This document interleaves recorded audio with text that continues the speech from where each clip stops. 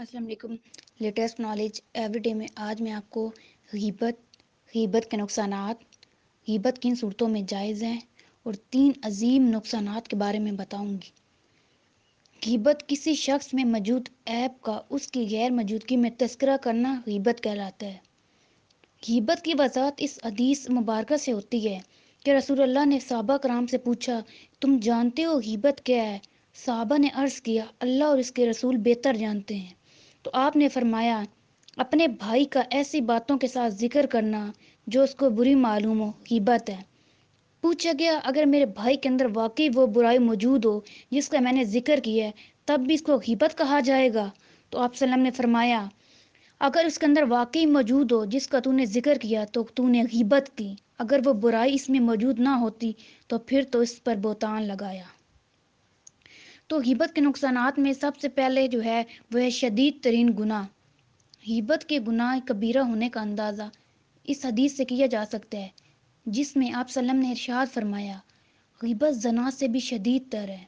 یعنی زنا اگرچہ بہت بڑا جرم ہے، لیکن غیبت کی برائی اس سے بڑھ کر ہے، اس لیے اس سے پرہیز بہت ضروری ہے۔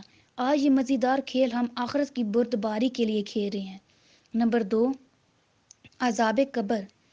غیبت کے مرض میں مبتلا شخص مرنے کے بعد عذاب قبر میں مبتلا ہو جاتا ہے۔ ایک حدیث میں ہے کہ راستے میں ہم نے 2 قبریں دیکھی تو آپ نے فرمایا، انہیں عذاب ہو رہا ہے مگر کسی بڑے گناہ کے نتیجے میں نہیں۔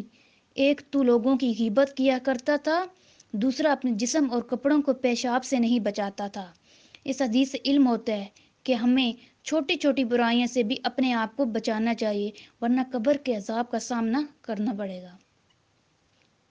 نمبر 3، عذاب آخرت۔ غیبت آخرت کا عذاب کا سامان ہے، اس لیے یہ اللہ تعالیٰ کی ناراضگی کی علامت ہے اور یہ انسان کے لیے بہت بڑی سزا ہے۔ نبی کرم صلی اللہ علیہ وسلم نے فرمایا، میں نے ایک گروہ کو دیکھا کہ ان کے ناخن تانبے کے تھے اور ان سے اپنے چہروں کو نوچ رہے تھے۔ میں نے جبرائیل علیہ السلام سے پوچھا کہ یہ کون لوگ ہیں؟ انہوں نے جواب دیا، یہ وہ لوگ ہیں جو لوگوں کا گوشت کھاتے ہیں، ان کی عزت و آبرو بگاڑتے ہیں، یعنی غیبت کرتے ہیں۔ تو غیبت کے 3 عظیم نقصانات کے بارے میں آپ کو بتاؤں گی۔ نمبر 1، غیبت کرنے والے کی دعا قبول نہیں ہوتی۔ نمبر 2، غیبت کرنے والے کی نیکیاں ضائع ہو جاتی ہیں کیونکہ وہ غیبت کر کے اپنی نیکیاں دوسروں کو منتقل کر دیتا ہے، گویا غیبت سے انسان اپنی نیکیاں کھو بیٹھتا ہے۔ نمبر 3، اس کے اعمال نامے میں برائیاں زیادہ ہو جاتی ہیں کیونکہ اس کی نیکیاں غیبت زدہ آدمی کے اعمال نامہ میں شامل ہو جائیں گی۔ غیبت کے نتائج: جس معاشرے میں غیبت کا مرض عام ہو جائے وہاں جرات کا فقدان ہوتا ہے اور لوگوں میں آپس میں محبت کی بجائے نفرت کا دورہ شروع ہو جاتا ہے، جس کے نتیجے میں وہ رحمت سے محروم رہتے ہیں اور باہمی تعلقات کشیدہ ہو جاتے ہیں۔ غیبت کن صورتوں میں جائز ہے؟